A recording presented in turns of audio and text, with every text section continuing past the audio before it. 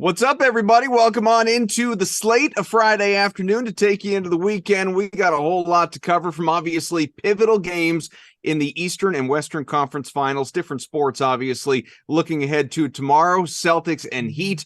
They are still playing, believe it or not, Heat fans. That game 6 in Miami tomorrow night. Meanwhile, a game 5 in the Western Conference Final in the NHL between Las Vegas and Dallas after the Stars extended their season. We will get to that a little bit later. Check in on the PGA as well. We'll also do some NFL because DeAndre Hopkins is now free to sign anywhere. No trade partner. He is a free agent. Adam Kaufman, Matt LaMarca's here. We start, though, on the hardwood, LaMarca. Can they do it? Can the Celtics actually do this? They were down 3-0. People made a whole big deal out of the 0-150, and only a very small number of teams, you can count them on one hand, have ever even forced a game 6, let alone come back to win the whole thing. That's never happened before. Is this Celtics team the one that makes history? So, I mean, I think that number needs context, right? How many times has a number 1 seed been down 3-0 against the number 8 seed, right? I don't know that, but I can tell you the number of times that a higher seed has been down 3-0 to a lower seed in the current playoff format that we have. Okay. Only 13 times. So that right there, to me, immediately says you can throw most of that sample out the door. Yep. Right? We saw some massive shooting disparity between the Heat and the Celtics in the first 3 games, right? Over those first 3 games, the Heat were plus 13 in terms of made 3-pointers on 14 fewer attempts. They were just shooting the absolute lights out, and the Celtics weren't. And, you know, there's that saying, right? It's a make or miss league. And the Celtics just weren't making any shots. And they have over the past 2 games. The Heat have come back to reality, and the Celtics have kind of, you know, particularly over the last 6 quarters, they have played like the team that everybody thought they were. So I think it's definitely possible that they come back and win this series. I said that heading into game 4 that I wasn't writing them off yet. You know, they're favorites in game 6. And if they win that game, they're going to be minimum 8.5 point favorites in game 7. Probably even higher would be my guess. So really what you're talking about is you have to win 1 game in the opponent's building, and then this becomes a 1-game series. And, you know, based on how these 2 teams have played, I'm not really all that interested in betting against Boston. So I think, you know, in terms of the series odds right now, I'm not sure if we've reached that point, but it would not shock me if the Celtics are once again the favorites to advance to the Eastern Conference Finals. Or to the NBA Finals, I don't believe they are, and I can pull it up and I can check, but I think it's very, very close. You know, I think it's pretty much even money that the Celtics come back to win this series. And I can, let me see here, pull it up on the DraftKings Sportsbook while we're sitting here chatting as well, trying to find some futures, but I'm not seeing them in the moment. I do remember, so I had looked, and it was plus 800 when it was 3-0. It was plus 800 for Boston to come back and win. When they took just game 4, all right, here we go. When they took game 4, it was that plummeted to plus, I think it was 220 or so. And now that they've taken game 5, obviously I'm looking at it, plus 120 to come back and win the series, whereas the Heat are minus 140. And you know, this is sort of a different category, but if you were looking at just to win the championship, the Celtics have better odds to win the finals than the Heat do. Now, part of that obviously is the inevitable. Sense, yeah, part of it's the matchup with Denver, obviously. The Nuggets, right, exactly. So the way I would think about this is that I like that plus 120 number. Essentially, what that number is kind of like getting the Celtics money line in game 6 at plus 120. If they win that game, they're going to become massive favorites to win the series at home. And then you have some hedge flexibility if you want it. But, you know, essentially you're taking a money line parlay for game 6 and game 7. And I have to think that plus 120 is not a terrible price tag for that. No, I mean, if to your point, if they come back and force a game 7, it being at home. The point spread will be right in line with what you were talking about. But not Right. only It was 8.5 in game 5. And right. like I said, I think it closes higher than that if it gets to a game 7. Not only that, the money line, I mean, I wouldn't be surprised if it opened at minus 300.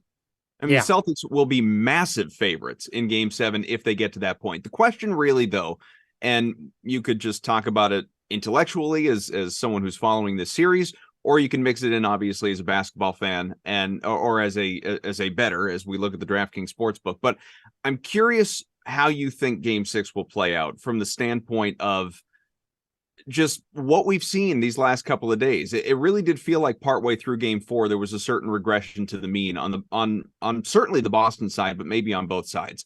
Celtics, not to oversimplify this, but they have just started to hit their shots. And I hate the whole make miss league adage that a lot of people will defer to, but it's sad, but it's true. In this series, it kind of fits because I don't remember exactly what the number was. I'd have to go back and look at NBA.com's breakdown. But through the first 3 games of this series, just open looks, right? Open looks, wide open looks. The Heat had made something like 55% of their shots, whereas the Celtics were down in the mid to high 30s. It wasn't even close. So as soon as Boston literally didn't start doing anything differently, defensively, yes, but just offensively, didn't start doing anything differently. Once the Celtics very simply started hitting their open looks, wasn't like they were creating better, finding better shots, just hitting their open looks, LaMarca, this series turned. And Miami, as we know during the regular season, which is a much larger sample size than 3 games in the Eastern Conference Finals, this is one of the worst offensive teams in all of basketball, and they're not at full strength. Tyler Hero's out. Gabe Vincent, who may return for the next one, he's questionable, but missed the most recent contest, and he's a guy who would torch Boston through the first few games. You know, it just 3-0 is an incredible uphill climb. There is a reason it's never happened before, but as we acknowledge, this is not your typical 3-0, now 3-2. Boston is fully capable, just talent to talent, roster to roster, team to team, of coming back and doing this. Yeah, and I think, you touched on the injury perspective, right? It almost sounds crazy to say it, but Gabe Vincent being banged up for the Heat is vitally more important than Malcolm Brogdon being banged up for the Celtics, right? Yep. Brogdon really has kind of become like almost the last guy into the game for Boston in this series, right? Grant Williams is playing more. Robert Williams is playing off the bench. And then Derek White is just handling a ton of minutes as part of the starting unit. Assassin from 3. Yeah. So I'm not saying that Malcolm Brogdon doesn't matter. He was the 6th man of the year, but the Heat need what Gabe Vincent is bringing to the table more than the Celtics need what Malcolm Brogdon is bringing to the table. So before we bring in Jeff and start to dive into some other areas, obviously, because I want to make sure we have time for a little bit of everything before we get out of here in about 25 minutes or so. As you look ahead to game 6 tomorrow night, whether it's the 2.5 point spread, obviously the total is sort of fluctuated during this series, or if you just want to delve into some player props, what are some early things that you're looking at? I would probably be looking at the Jimmy Butler overs. Kind of like how before game 4, I talked about just taking Jason Tatum over 29.5 points because it felt like a game where he was going to need to bring his best effort. And he did. He wasn't even particularly great in the first half, but the second half, he was incredible. Jimmy Butler knows what's at stake. Mm-hmm. He knows that his best chance of making it back to the NBA Finals is winning in game 6. And Butler is the type of player that when he wants, he can do some special things on a basketball court. So I expect him to be, front and center for basically everything Miami does in this game. I'm not sure if they're going to get contributions from some of the 3-point specialists that, really thrived in the first 3 games of this series, but Jimmy Butler is going to be doing his part to get this team across the finish line. You mentioned threes, and I'm not saying I'm surprised because now we've got a 5-game sample size, so obviously something had to give. But Derek White over 2.5 threes being minus 120, It's just nutty to even think about. But again, this is a guy who hit 6 threes in the most recent game last night. And before that, 3 threes exactly in each and every game of this series. He has been just lights out from beyond the arc. But is it something you feel like you can depend on to the degree of a minus 120? So I feel better about it if Malcolm Brogdon sits. But, I was kind of pretty vocal about not loving the Derek White numbers through the first 4 games of this series because he just wasn't playing all that much. Whether he was starting or coming off the bench, he wasn't getting a ton of shot attempts and he was just knocking down a very high percentage of them. And as we know, shooting comes and goes. Yeah. In their last game, when Brogdon was limited to just 8 minutes, White ended up playing like 37 minutes in that contest. If he's going to play 37 minutes in that game, I feel much more comfortable taking the over on his 3-point prop because I think the odds of him getting to 8 or 9 attempts is significantly higher. We don't need him to go 3 for 5 like he was doing earlier in the series. Yeah. We need him to go 3 for 8 or 3 for 9. And that seems much more reasonable to me.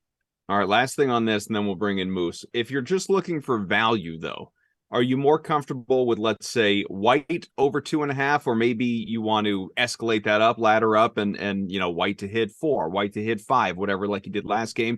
Or would you rather Marcus Smart at plus 170 to go over 2.5? He had 3 in the most recent game. He's certainly a guy who is a willing shooter as well. If you're just looking for an opportunity to make some money, thinking about it that way, what stands out to you more?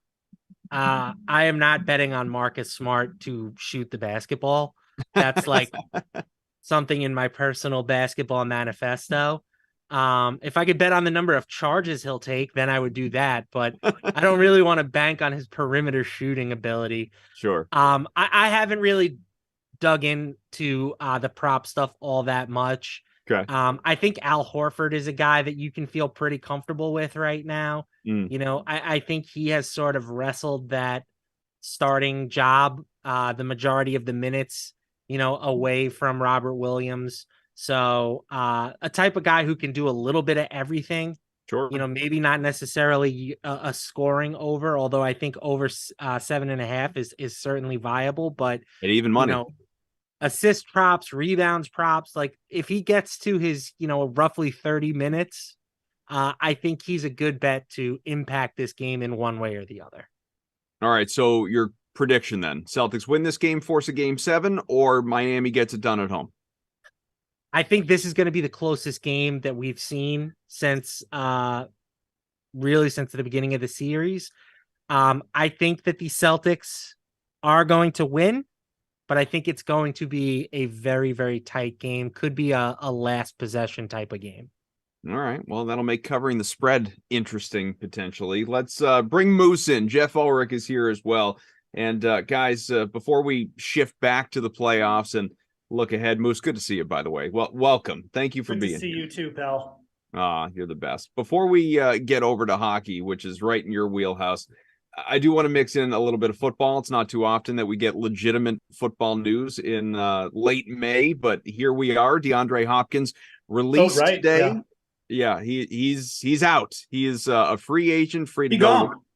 He gone. Free to go wherever it is that he likes the offer, likes the situation, likes the opportunity. Cardinals, as we know for months, we've talked about this extensively on the show. Cardinals wanted to trade him. Instead, they are just enduring a massive $20+ million dead cap hit to get rid of him. They now have on the DraftKings Sportsbook the worst, or tied with Houston anyway, for the worst Super Bowl odds. It makes a big difference, obviously, when you get rid of a D-Hop. But the question here is, guys, and Jeff, I'll start with you. Where does he wind up? We've already heard rumblings of the Bills, of the Ravens, of the Patriots, although obviously they're not a contender, but we know there's the mutual respect there between he and Bill Belichick. Where does he go?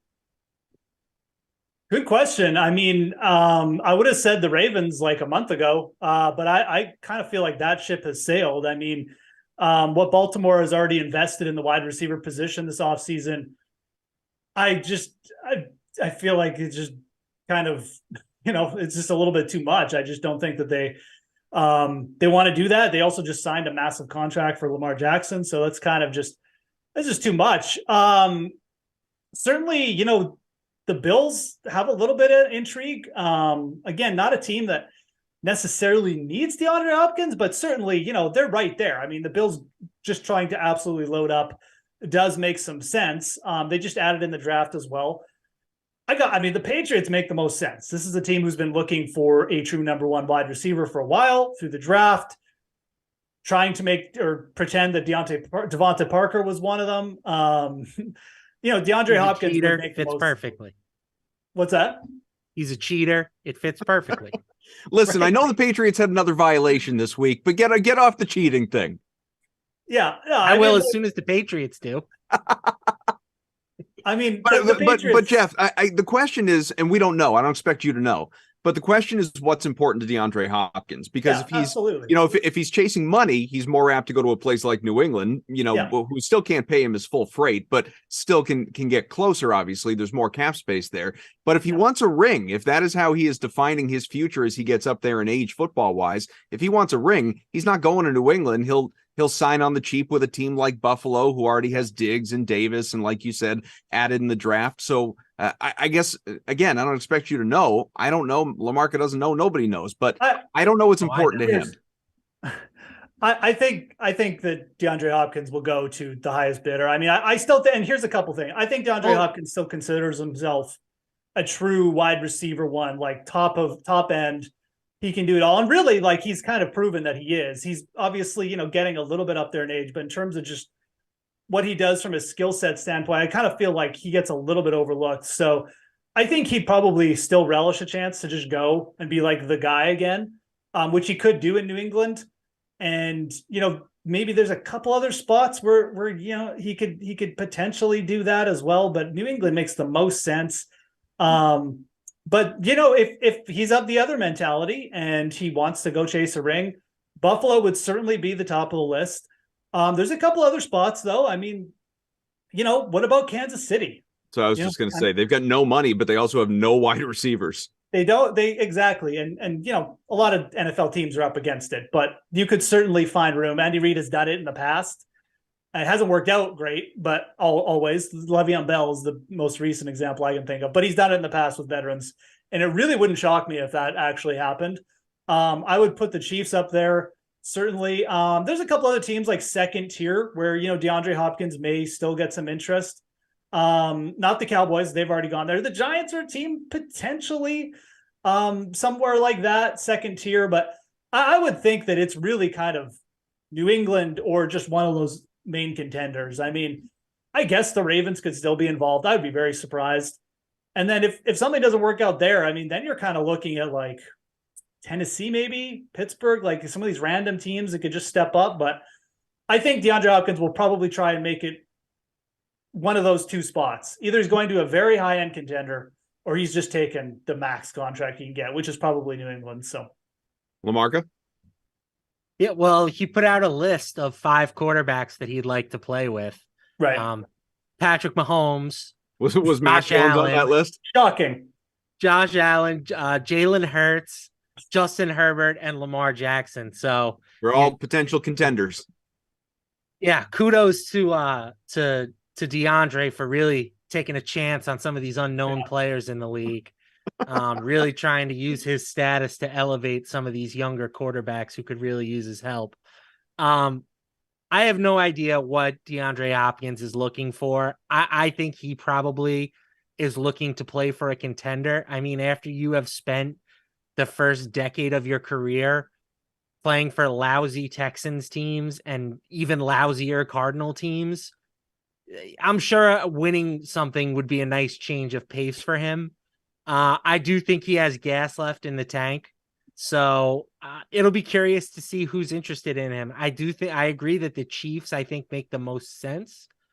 But I'm a little more bullish on the Ravens than it appears like Jeff is. Like, the big moves that the Ravens have made were signing Odell Beckham and, drafting a guy in the first round. I don't think that necessarily precludes them from adding a potential, game-changing player at the position. So I think that if Jackson or if Hopkins really is focused on landing with one of those 5 quarterbacks, the most likely fits for me are the Chiefs and the Ravens. Is this a complete wait and see because there are so many wild cards, so many unknowns, so many potential teams, or thinking just betting, looking at the DraftKings Sportsbook, would you be inclined to guess? I don't think he changes. I don't think he changes the outlook of any team. No.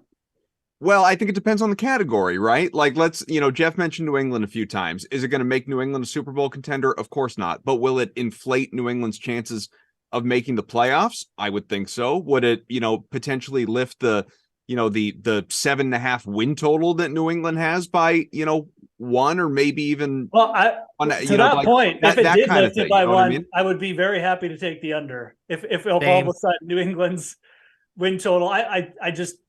Wide receiver position, DeAndre Hopkins may pad the stat sheet a little bit more in a spot like New England, but I don't know how much it would actually matter in the win column. He's certainly a great receiver. I mean, obviously he would make their offense a little bit better, obviously, but I mean, wins are it's tough to define, man. I mean, if you don't have a defense, like the high-end wide receiver just isn't really going to make that matter. If you don't have a high-end quarterback who's can't make it go. I mean, there's a lot of different factors. And let's look at it this way. Best receiver in the league, Justin Jefferson. Team was a first-round exit in the postseason. Devontae Adams didn't make the playoffs. Tyreek Hill, first-round exit in the postseason. Cooper Kupp won a title a couple years ago and was the best receiver in football. But I don't think that DeAndre Hopkins is that type of player. Like, in my eyes, but again, like, you're talking about winning a title and playoff success. I'm. Can you let me finish? No, but I'm pulling it back Hopkins to how many wins did he get you during the regular season. DeAndre Hopkins is a guy who might be worth like 1 point on the point spread every week. So how many wins, extra wins does that add up to throughout the year? My argument would be maybe one, but probably not even. How many wins did the Vikings have last year? They had the most fraudulent, 12-5 or 11-6 season you'll ever see. But my point is, and that's fine. I don't agree they were good. What did adding Devontae Adams do for the Raiders? But my point is, what's their record if you pull Justin Jefferson off of that roster? They're certainly not winning 12 games. I'm not sure they're winning 10. You don't know that. Well, no, of course I don't know it. We're just sitting here talking. I mean, what do you think? Again, different situation. Best receiver in football in the prime of his career. Yes, I don't think that they win double-digit games. But Justin Jefferson was like the entire Vikings offense.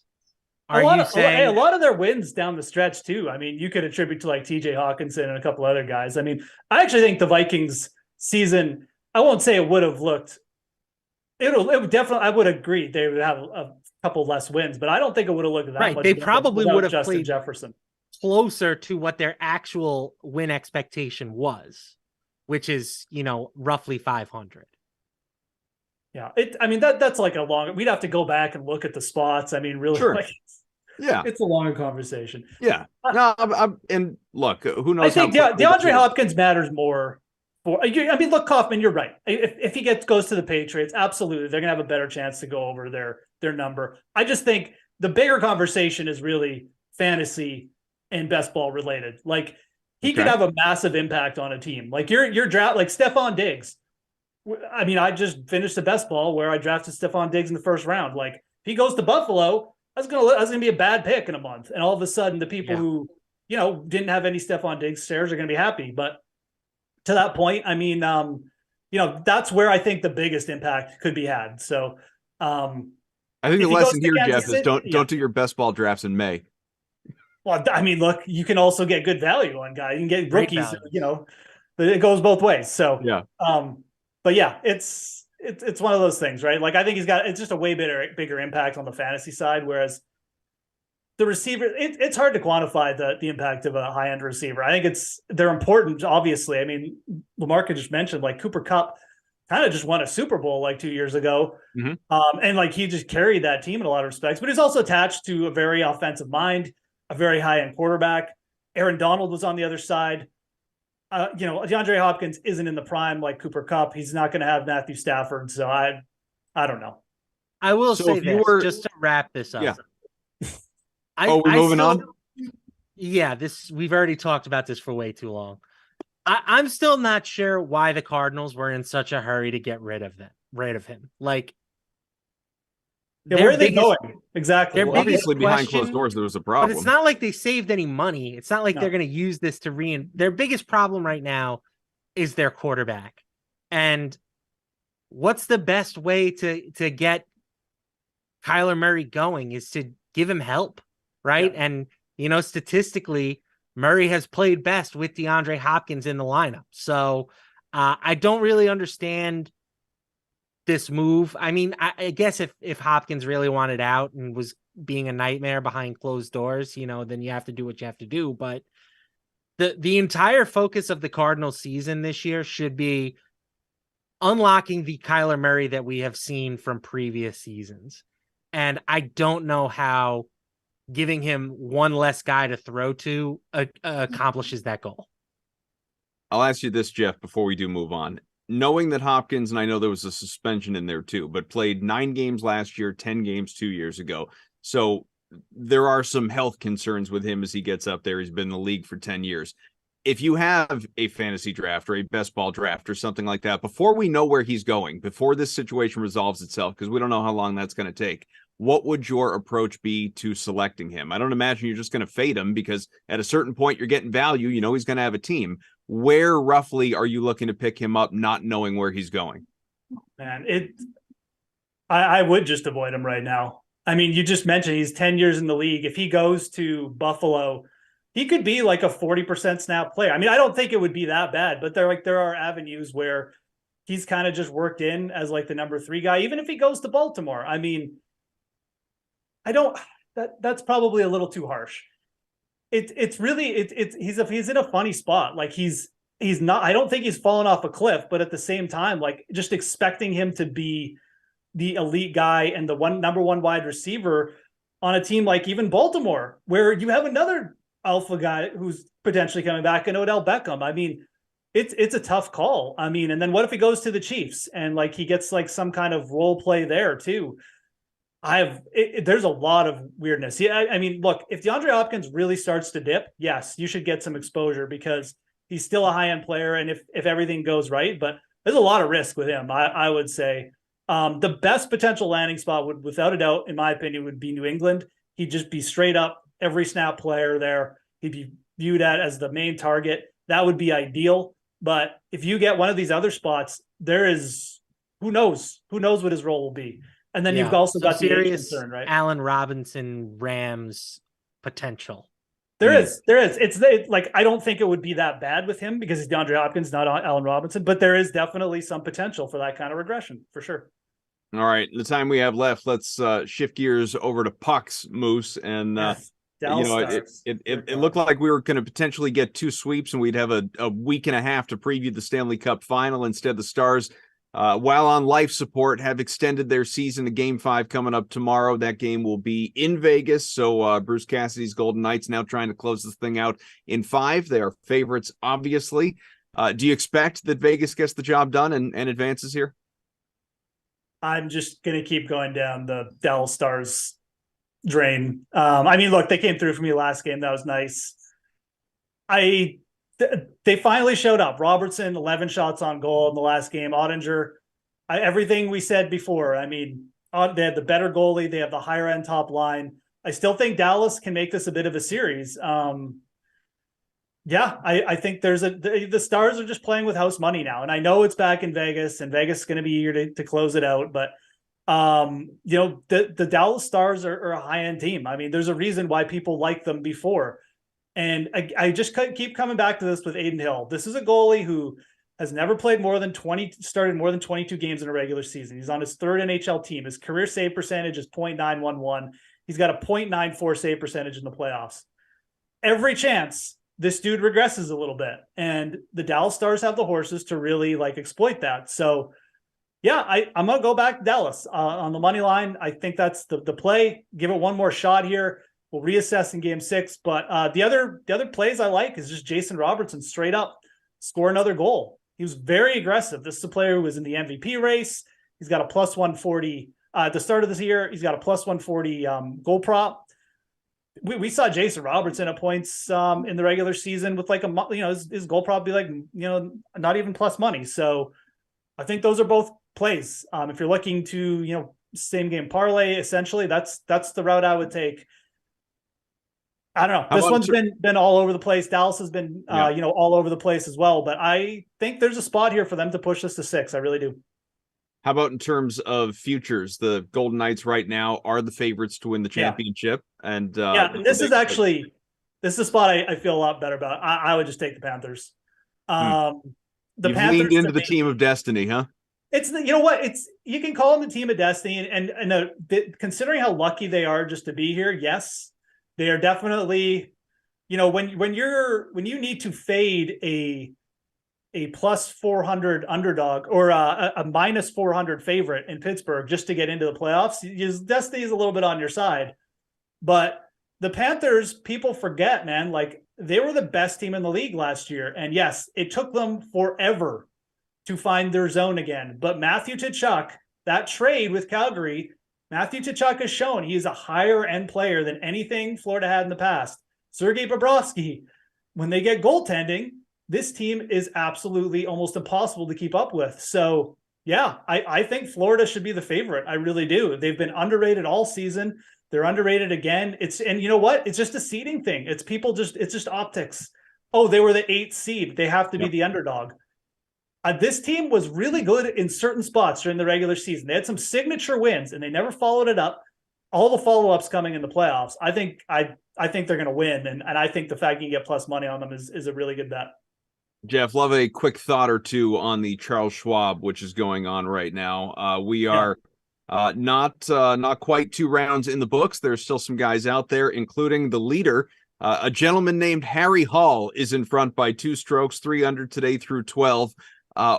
Who is this guy? Harry Hall's a good young player, fresh off the Corn Ferry Tour. Really strong putter, can hit it a ton. He's inconsistent. The ball striking isn't as consistent. Harry Hall's probably not going to win. I'm on both guys right behind him, Harris English and Emiliano Grillo. They're both really good ball strikers. English is 2nd strokes gained total stats at Colonial over the last 6 seasons. I expect one of those 2 guys to potentially pull this off, but this is also an event where we've seen some pretty big comebacks. Scheffler's back there. Certainly won't be shocked if he gets it done either. So there's some interesting names. By the way. What's that? 5 strokes back he is right now, and he's the betting favorite. And you should be. Absolutely should be.